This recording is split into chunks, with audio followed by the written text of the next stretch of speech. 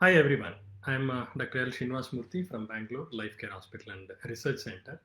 And today I am going to allude on an important topic in the management of hypertension and the most difficult topic as well because most of the patients tend to follow the tablets or the prescriptions which we give, but not the diet and exercise, which is a key fact. And all of us should remember that the diet and exercise plays an important role when it comes to the management of hypertension. Remember, just exercise 5 days a week of 150 minutes can bring down your BP up to 5 millimeters. And that can be done with a drug, and without even a drug, just by your diet and exercise, you can manage this hypertension in a perfect manner. And most of us, including doctors, do not advise this, emphasize on this requirement. And though many doctors advise, emphasize, lot of patients forget about the diet and exercise. Now, we know due to lockdown of COVID-19 pandemic, it has definitely resulted in a monotonous lifestyle where invariably most of are consuming high calories or the calories remain same and the exercise is almost come down to nil. So added to that, work from home and watching television, reading social media news about these adverse situations, impending lockdowns. For example, now the Omicron, due to that threat, now the governments in various states have started imposing lockdown, especially night curfews have been started, including in Karnataka. So this leads to increased stress and consecutively increases overeating of readily available packaged food, which is definitely rich in sugar and salt. Examples: chips, biscuits, chocolates. These are the ones which we tend to eat or munch during watching a television. So these ready to eat food, which are rich in carbohydrates, enhance the happy hormone called serotonin. Serotonin is the one which makes you feel good, and that hormone is enhanced. And these packaged foods definitely have adverse effects on our health, like on the blood pressure or the blood glucose levels. So that's something very, very important. Also, the limited access to daily groceries is something what we need to be worried about. So that is something, again, this leads to reduce the consumption of fresh foods, fresh fruits, fresh vegetables, meat or fish, and most of us succumb to the highly processed foods available such as junk foods, snacks and ready to eat cereals, and which tend to be rich in fats, sugars and salt. So, eating a diet that is rich in whole grains, fruits, vegetables, and low fat dietary products, and skims unsaturated fat and cholesterol can lower the blood pressure up to 11 millimeters.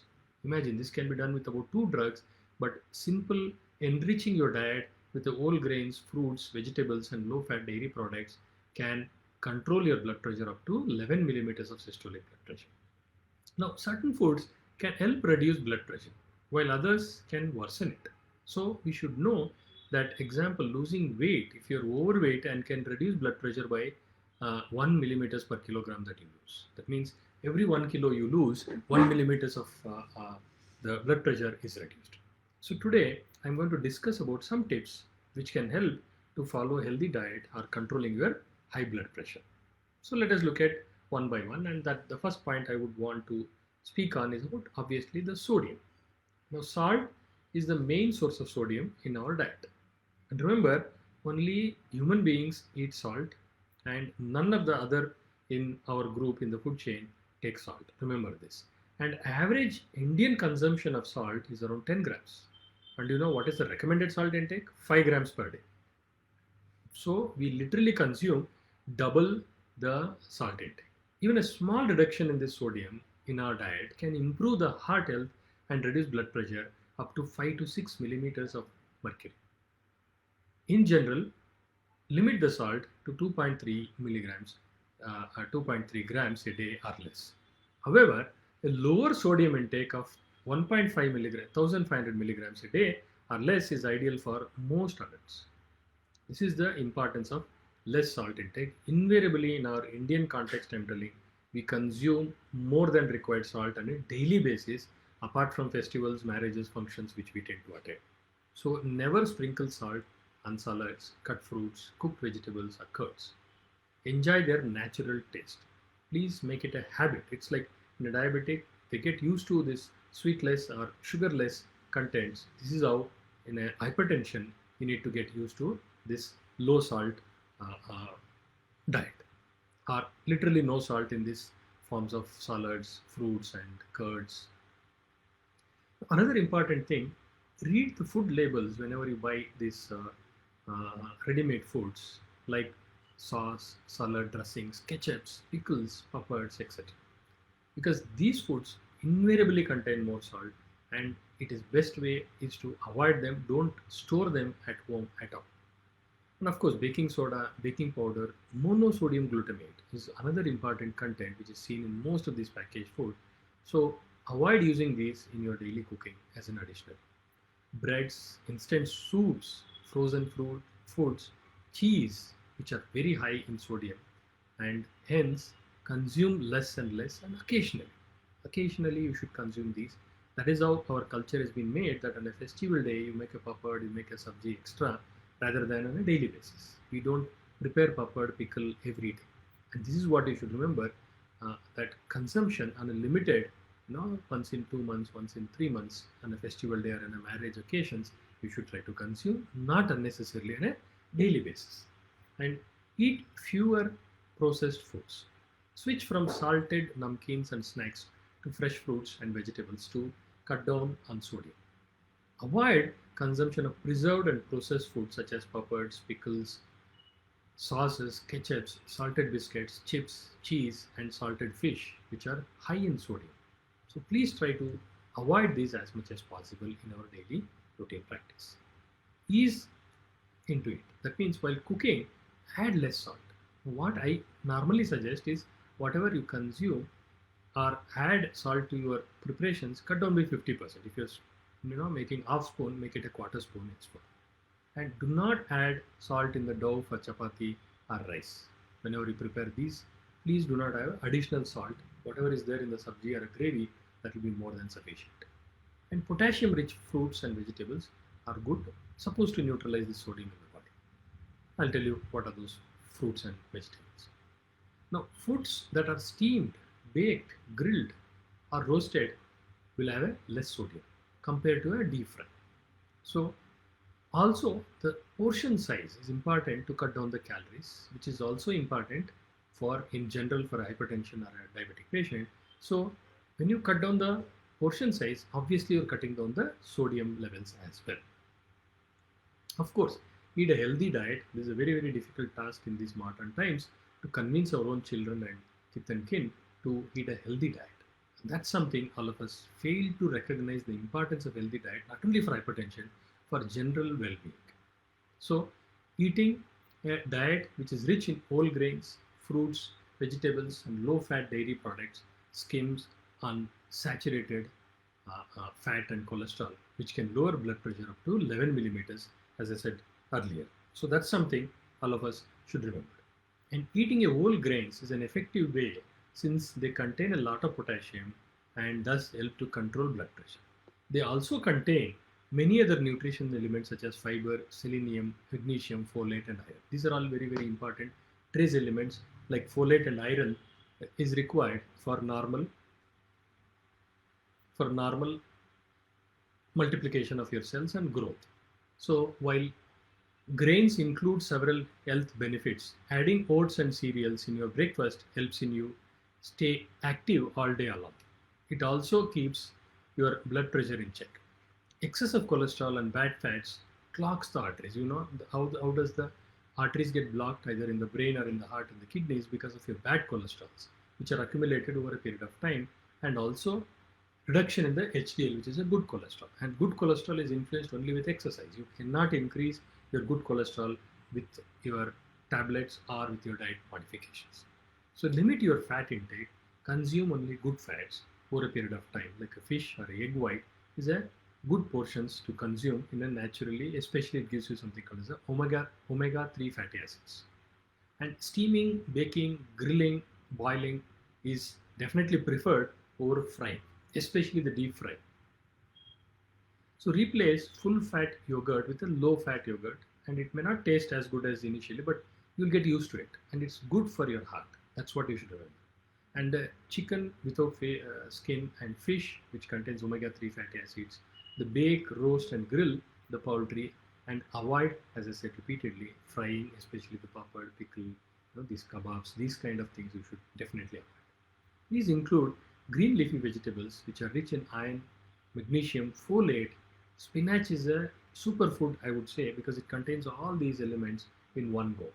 And it is loaded with the heart healthy nutrients, and all these properties help in lowering the blood pressure. Sweet potatoes, example, are one of the vegetables which gives you more potassium, and which is helpful for your blood pressure. A handful of roasted flax seeds are superfood which are useful in lowering blood pressures also. And sunflower seeds, example, they are the ones which can give you a lot of antioxidants. And instead of munching on chips or some other packaged foods, fresh fruits are definitely a better alternatives for mid-morning or evening snacks. And this is what we should cultivate habits into our children also. Eating a fruit a day, or even one piece of it is makes them definitely more healthier and longer. And of course, what are the fruits which you should opt for? Apples, kiwis, example, are helpful. Bananas are low in sodium, rich in potassium, which definitely helps in the blood pressure, high blood pressure. Guavas, which is rich in vitamin C and antioxidants. Grapefruits, high in water content, vitamin A and C are there. Oranges, again, vitamin C. Vitamin C in general is good, beneficial for your high blood pressure. Consume only natural sources of sugar like fruits, raisins, dates. These are the ones which you should try to consume instead of artificial sugars.